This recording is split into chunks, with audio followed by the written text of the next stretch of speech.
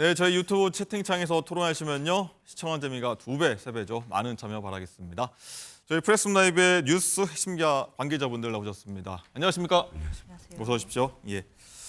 자, 오늘의 첫 번째 주제. 자, 어제 오늘 모든 뉴스 프로그램에서 이 주제로 시작하지 않을까 싶은데요. 키워드로 먼저 만나보시죠.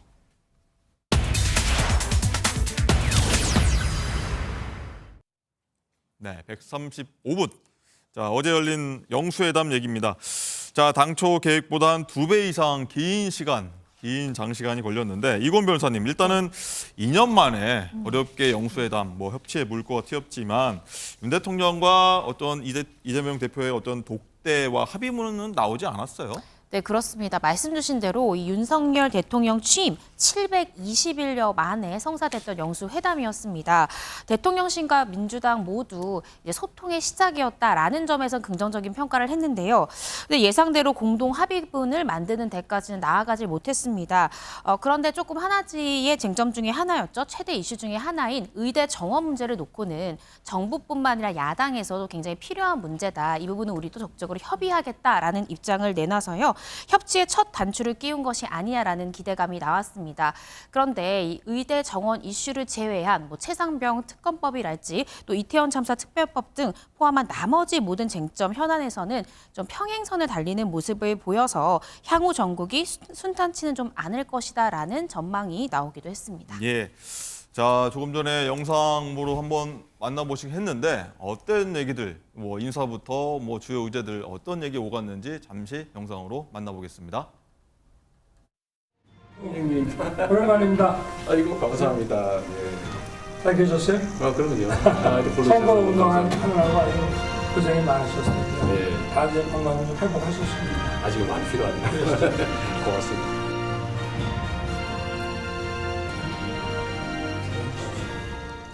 오늘은 비가 온다고 했는 것 같은데 네. 날씨가 좋은 것 같습니다. 저와 우리 이 대표님하고 만나는 걸 우리 국민들이 다 고대하셨기 때문에 오늘 이렇게 좋은 날씨를 준 게 아닌가 이렇게 생각합니다. 제가 원래 대통령 말씀을 좀 먼저 듣고 네. 제가 말씀을 좀 드릴까요? 아닙니다. 오늘 손님 말씀을 먼저 들어야 됩니다. 말씀 주시죠. 오늘 수정에 바쁘실 텐데 이렇게 귀한 자리 만들어 주셔서 진심으로 감사드립니다. 저희가 오다 보니까 한 20분 정도 걸리는데 실제 여기 오는데 한 700일 걸렸다고. 혹여 제가 오늘 드리는 말씀이 거북하실 수 있을 텐데 그것이 이제 야당과 국민들이 가지는 이 정부 2년에 대한 평가의 일면이다 이렇게 생각해 주시면 고맙겠습니다.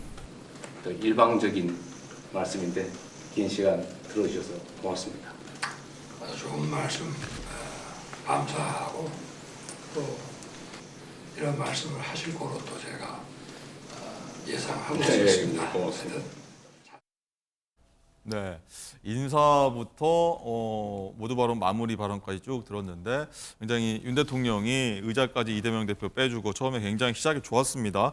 이종우 실장님, 근데 네. 이 대표가 모두 발언하면서 이제 안쪽 주머니에서 A4 용지를 딱 꺼냈는데 5,400자 분량의 한 A4 용지 꽤 길었습니다. 15분 정도 얘기를 쭉 했는데 네네. 그때부터는 윤 대통령이 좀 진지한 표정으로 많이 바뀌더라고요. 네네, 그렇습니다. 한 3가지 이유가 있을 것 같아요. 첫 번째는 서로 간에 어떤 약속이 좀 있었던 것으로 대통령실은 밝혔습니다. 어떤 약속이냐면 인사말, 아까 들으셨겠지만 네. 비와 관련된 덕담이라든지 이런 인사말이 끝난 후에 기자들이 퇴장하고 그때부터 이제 요구사항을 양측에서 이야기하는 그런 본격적인 회담에 들어가는 것으로 이제 합의를 보고 또 네. 그렇기 때문에 기자들이 지금 인사말이 끝나자마자 나가려고 했는데 네. 거기 다시 들어오게 하면서 그때부터 이제 본격적으로 이재명 대표가 15분 정도 읽었거든요. 이재명 대표가 기자들 잠깐 나가지 마세요. 나가지 말라. 그러니까 보시라. 일단 원래 합의가 사항이 아닌데라는 그런 이유. 자, 그리고 두 번째는 15분이 굉장히 긴 시간이잖아요. 그러니까 그 긴 시간 동안에 어떤 표정 관리가 쉽지 않으셨을 테고 마지막으로 세 번째는 그 안에 있는 내용이 실질적으로 세봤더니 한 16가지 이상의 요구 사항들이 나열돼 있었거든요. 네. 그렇다면 대통령 입장에서는 그때그때 대답을 못하는 어떤 상황이기 때문에 표정이 좀 더 진지한 경청하는 자세에 대해 일부 부분에서 좀 굳어질 수밖에 없지 않았나 싶습니다. 예. 일단 이재명 대표가 나가는 기자를 데리고서 아유 저 얘기 들어보세요. 계속 카메라로 찍으셔도 됩니다. 이것도 의도가 좀 있다고 보시죠? 그렇죠. 왜냐하면 자신의 어떤 지금 갖고 온 것을 실질적으로 국민들에게도 들려주고 싶은 어떤 의도가 분명히 있었다고 봅니다. 네. 장윤주 부위원장님, 일단은 이 대표가 독재, 뭐 통치 이런 단어 써가면서 작심 발언 15분 했다고 말씀드렸는데 윤 대통령이 뭐 말씀하셨지만 중간중간 고개를 끄덕이면서 이해가 돼 그런 부분들은 약간 이런 좀 느낌을 줬어요.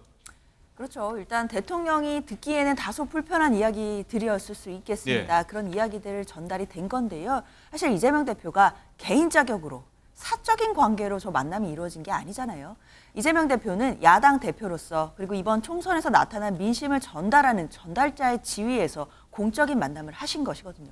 그렇기 때문에 이번 총선에서 드러나 이 성남 민심을 조목조목 전달해야 된다라는 책무 분명히 있었을 겁니다. 그렇기 때문에 미리 어떤 이야기를 전해야겠다라는 것을 준비해 갔을 것이라고 생각이 들고요. 그 준비한 얘기들을 대통령 면전에서 쏟아낸 것이라고 봐야겠습니다. 이게 어떻게 이재명 대표의 개인 생각이 될 수 있겠습니까? 총선에서 나타난 국민들의 생각, 국민들의 걱정거리들을 대통령께 전하는 자리였다라고 생각이 들고 사실 또 그렇기 때문에 일각에서는 오히려 정말 총선에서 드러난 성남 민심에 비한다면 이재명 대표가 굉장히 표현을 순화한 것 아니냐, 결국 순한 맛으로 한 것 아니냐라는 이야기가 나올 정도입니다. 그렇죠.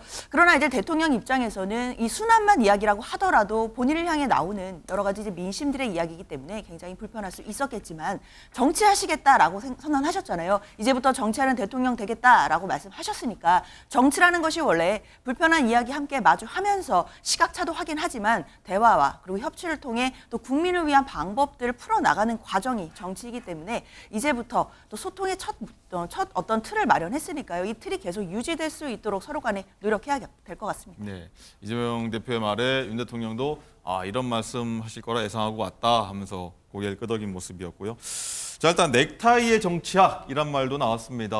지금 화면으로 계속 보셨겠지만 대통령실 측 그리고 민주당 측 인사들이 다 이제 넥타이를 맸는데 조금씩 공통점이 있습니다. 뜯어 보면은 이종건 실장 일단은 네. 윤 대통령과 참모들은 자주색인데 어쨌든 이게 협치의 상징이다. 네. 뭐 이런 얘기가 있고 이 대표를 비롯한 민주당 참모들은 민주당의 상징인 어떤 파란색 계열을 했고요. 이게 뭐 의미를 부여하는 건가요? 의미가 실제로 있는 건가요? 의미가 있겠죠. 대통령은 보통 뭐 정상회담에서도 색깔을 굉장히 오랫동안 고른다고 합니다. 네. 실질적으로 PI라고 해서 프레지던트 아이덴티티, 즉 대통령이 어떻게 보여야 한다. 대통령이 일거수일투족이 모두 다 메시지가 될 수가 있거든요. 그래서 복장이라든지 뭐 태도라든지 미소라든지 이런 부분들이 굉장히 과학적으로 관리되는 게 바로 PI입니다. 예. 그러니까 지금의 어떤 넥타이도 보시겠지만 이제 이재명 대표와 배석자들은 모두 푸른색 계열의 그러니까 민주당을 좀 상징하는 그런 계열의 넥타이를 맸고요. 여기에 만약에 윤 대통령과 또 참석한 그런 이 참모진들이 빨간색을 맸다고 한다면 이게 완전히 뭐 또 국민의힘을 상징하는데 네. 그럼 사실상 대통령실 입장에서는 무슨 대립을 세우려고 하는 듯하게 보이잖아요. 그렇기 때문에 자주색 계열이지만 이 계열을 쫙 보면 붉은색과 푸른색을 좀 더 혼합한 그런 보라색까지는 아니지만 그냥 보라색에 가까운 자주색 계열을 입음으로써 경청하고 또 모든 부분에서 우리가 합의를 이룰 수 있지 않느냐라는 그런 메시지를 아마 표현한 것으로 보입니다. 네.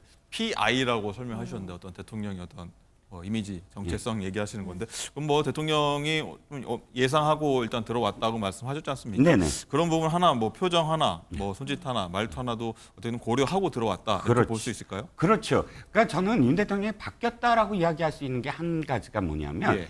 지난번에 KBS 대담 때 네. 2월이요? 그렇죠. KBS 대담 끝나자마자 대통령실이 아이고 참모들이 이렇게 해주시면 어떨까요 하고 조언을 했는데 나는 그냥 내 있는 모습 그대로 보일 거야라고 물리쳤다라는 이야기가 있지 않았습니까? 그거는 PI보다 더 중요한 건 나의 진실된 모습이다. 이런 식의 사고를 2년 동안 갖고 계신 것 같아요. 그런데 지금은 상당히 어떻게 보여야 된다. 국민들이 원하는 모습은 무엇이다. 이런 점에 초점을 맞춰서 자신의 어떤 넥타이 색깔부터 모든 것들을 다 맞춰가려는 어떤 모습이 지금 대통령실에서 있다. 그러니까 대통령실에서 대통령의 그런 모습을 바뀌고 있다라고 전언을 하고 있습니다. 예.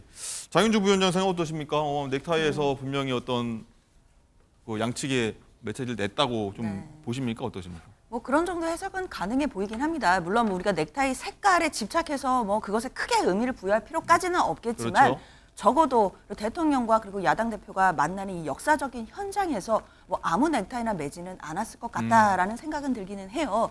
다만 제가 색깔 전문가는 아니지만 사실 자주색이라고 한다면 빨간색과 파란색이 동등하게 섞인 것 같지는 않습니다. 어디가 더 섞여 있습니까? 그렇죠. 빨강과 파랑이 동등하게 섞이면 사실 보라색이 돼야 되거든요. 아하. 그렇다면 아까 이제 전체 그 사진을 단체 사진을 보면 이동훈 홍보수석 같은 경우에는 보라색 넥타이를 했더라고요. 뭐 그런 부분 같은 경우에는 뭐 빨강과 파랑이 적절히 5대5로 섞였다라고 볼 수 네. 있겠지만 자주색 계열이다라고 한다면 붉은 계열이 먼저에다가 이제 파랑색이 조금 들어갔다고 볼 수 있겠죠. 네. 색깔로만 본다면 아직 대통령실에서 야당과의 협치에 대한 부분을 이제 물꼬를 트지만 네. 사실 너무도 야당에 대한 부분에 공간을 많이 주지는 않는 것이 아닌가라는 우려는 조금 드는데요. 뭐 제 기호일 거라고 생각은 들고 다만 야당 입장에서는 푸른색 넥타이를 하고 간 것은 어제 야당 대표 그리고 야당 측에서는 민심의 전달자 역할로 간 것이거든요. 그렇기 때문에 그런 부분들을 강조할 수밖에 없었을 것이다라는 생각은 듭니다. 이런 해석도 내놔주셨습니다.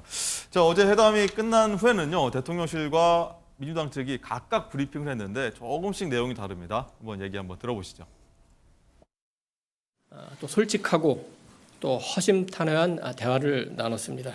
이재명 대표는 초청해 주시고 여러 가지로 배려해 주신 데 대해서 감사하다고 인사했고 대통령은 자주 보자 이렇게 화답을 했습니다. 제가 대표님께 오늘 영수회담에 대한 소회를 말씀을 좀 듣고 싶었습니다. 그래서 어떠시냐고 했더니 답답하고 아쉬웠다.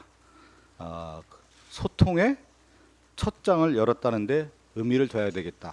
이런 말씀을 하셨습니다. 네, 같은 장소, 같은 시간에서 같은 얘기를 했는데 이렇게 받아들이는 게 좀 다릅니다.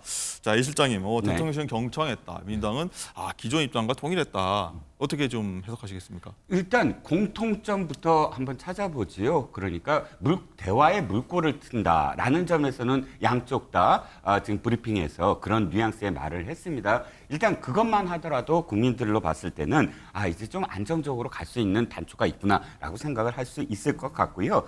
그리고 두 번째는 이 대화의 어떤 형식이 지금 말씀하셨듯이 서로 그러니까 무엇인가를 완벽하게 이룰 수 있는 형식은 아니었다는 거예요. 이를테면 보통 영수회담이라고 표현되는 대통령과 야당 대표가 만났을 때 사실 의제를 이렇게 길게 여러 가지를 나열하지 않습니다. 보통은 한두 가지 서로의 어떤 정말 필요한 것들을 서로 합의를 보는 게 영수회담이거든요. 이를테면 성공한 영수회담을 지금 기억을 해보면 1989년 노태우 대통령과 김대중 평화민주당 총재 간의 회담이었어요. 그때 서로 간에 어떤 바터가 있었습니다. 네. 뭐 바터라고 보면 나쁜 게 아니고 협상의 어떤 결과를 냈는데 그 중에 하나가 중간평가, 노태우 대통령이 공약한 중간평가를 김대중 대통령이 그건 위헌입니다. 하지 마세요라고 합의를 받고 예. 거꾸로 노태우 대통령은 5.18 특별법 등을 통해서 그러니까 전두환 전 대통령을 청문회에 세운다든지 이런 부분, 그러니까 김대중 대통령,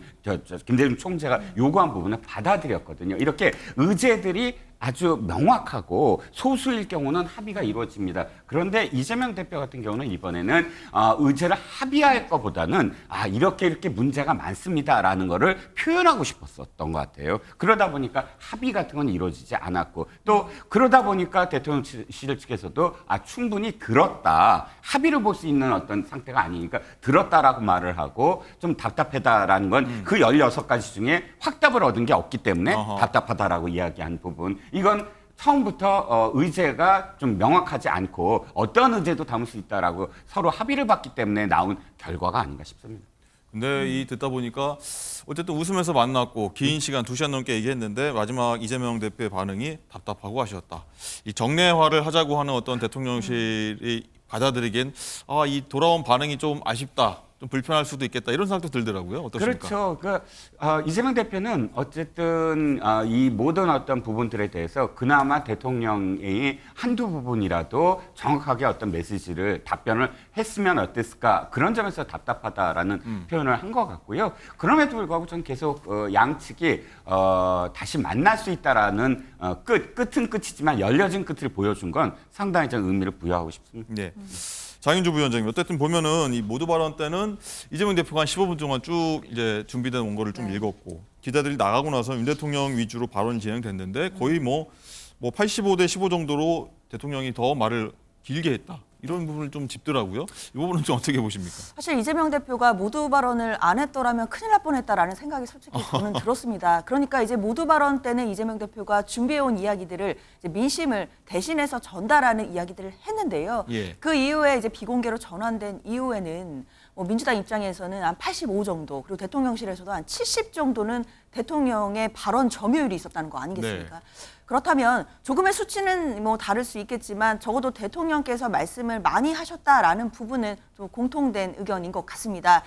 그렇다면 사실 민주당 입장에서는 왜 그랬는지도 한번 봐야겠죠. 왜 그렇게 그렇죠. 됐는지. 아무래도 이제 대통령께서는 이제 이재명 대표가 제안했던 여러 의제들에 대해서 그런 부분들이 왜 안 되는지에 대한 부분들을 좀 설명을 많이 하신 게 아닌가라는 또 후문들이 나오더라고요.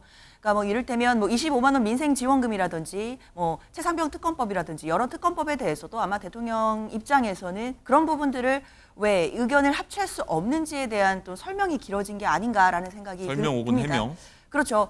사실 그런데 야당으로서 아쉬운 부분들은 물론 이제 그런 부분에 대한 대통령의 입장을 듣는 것도 중요하겠지만 일단 대통령께서 처음에 이 회담을 제안하시면서 이재명 대표로부터 이야기를 많이 듣겠다라고 말씀을 하셨거든요. 근데 듣겠다라고 말씀하신 것에 비해서는 비공개 회의 때 대통령께서 말씀을 참 많이 하신 것 같고 말씀을 많이 하셨다 이거 자체가 문제는 아니겠지만 그 말씀을 많이 하신 그 이후에 뭔가 야당과의 함께 협치의 장으로 나아가는 그러니까 뭔가 이야기가 왔다 갔다 하는 부분들이 좀 있어야 의견이 좁혀질 수가 있거든요. 대통령이 일단 경청하겠다고 했는데 더 말씀을 많이 하셨다. 그렇죠. 이런 부분을 그런 지적하신 부분은 거죠. 좀 아쉬운 부분이 있고요. 그리고 이제 말씀을 더 하셨더라고 하더라도 뭔가 야당 입장에서는 야당 안에 대해 수정안을 제시해 준다든지 구체적으로 안 된다라고 한다면 구체적인 대안이 어떤 것인지 이런 부분들을 말씀해 주셨더라면 네. 그래도 합의문까지는 아니더라도 서로의 입장 차에서 한 발 정도는 좁혀갈 수 있었을 텐데 어제는 합의문도 나오기 어려웠지만 사실상 서로 간에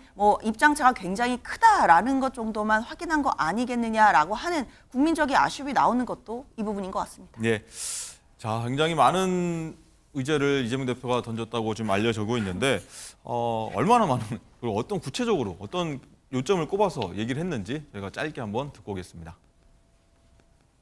그리고 이번 기회에 국정 운영에 큰 부담이 되고 있는 가족 등 주변 인사들의 여러 의혹들도 이제 정리하고 넘어가시면 좋겠다는 생각입니다. 네, 많은 얘기 들으려고 했는데 요 포인트를 저희가 준비를 했는데 자, 이종원 실장님. 네. 자, 첫 만남에 좀 민감하고 좀 예민한 주제일 수 있습니다. 가족 등 주변인 의혹 이런 걸 좀 해결하고 가자 이런 얘기를 했는데 자, 이 부분은 첫 만남에 과연 할 것이냐 다룰 것이냐 이런 얘기가 좀 해석이 좀 있었는데 결국 내놨습니다. 좀 이 부분에 대해서는 어떻게 민주당 지지층들이 더 요구했다는 얘기도 있고요. 어떻게 보십니까? 자, 아까도 말씀드렸지만 이재명 대표에게